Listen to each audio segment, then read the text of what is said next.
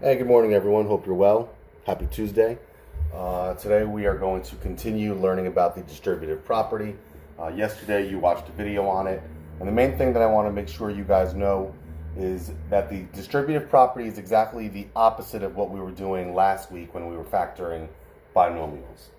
So in the past, I might have given you a binomial like 3x plus 9, and I would have asked you to factor that, and you guys would have done a nice job and recognize that the greatest common factor of these is 3, and you would have pulled that out, drop your set of parentheses, and make this x plus 3. This is what we call factoring out. Today, we're going in the opposite order. We're starting here with this type of term of a 3, and we are trying to go back and multiply those things together so that they look like this again. So we multiply the 3 times the x, we get the 3x, and then we multiply that same 3 on the outside by the 3 on the inside, and we get 3x plus 9. All right? Now we're going to do a couple more problems just like that, just to indicate or to show you guys that the distributive property is exactly the opposite of what we were doing. So let's see, I might give you a 2x times another x and then plus 6. I'm asking you again to multiply these things together. This 2x will be multiplied by the x, so I want to get the arrow going like this. And then that 2x will also be multiplied by the 6, so I want you to do the arrow going from the 2x all the way to the 6. 2x times x, well, we know the 2 is there. And then there's now 2 x's. So it's going to be 2x squared to indicate that there are now 2 x's. Plus 2x times 6. Well, 2 times 6 is 12. And I can't forget that x. There's only one x in this case, so this just becomes a 12x. And I box it off just like that. Let's do one more.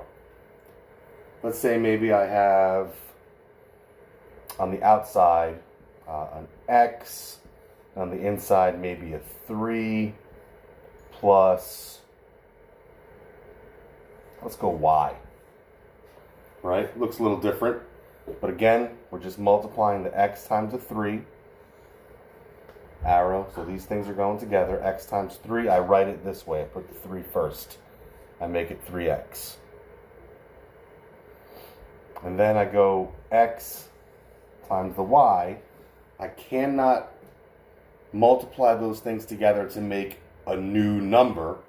I don't get an x times a y and it becomes a new letter or a new number. I just know that I have to put plus x, y together.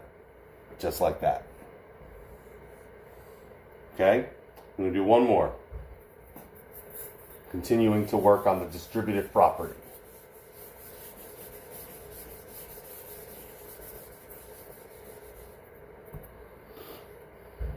Let's see what I got here. How about 5x times x plus 4. Well, again, I got my arrow. It's going to be the 5x times the x, so I'll just do that first. 5x times x, I know the 5 is still there. No other number to multiply it with. X times x, I put my x down, and remember when I multiply variables with exponents, there's always that invisible 1 that's there. So 1 and 1, that's 2. So I got to make sure to put my 5x squared. Plus 5 times 4 is 20. And then I'm going to include that 1x. 20x. That's my answer. All right? Again, if we were to factor this out, we would factor out a 5x. And on the inside of the parentheses have x plus 4. So again, this is just the exact opposite of what we were doing last week. You have on Canvas a worksheet with some problems to work through. That is your work for the next 2 days.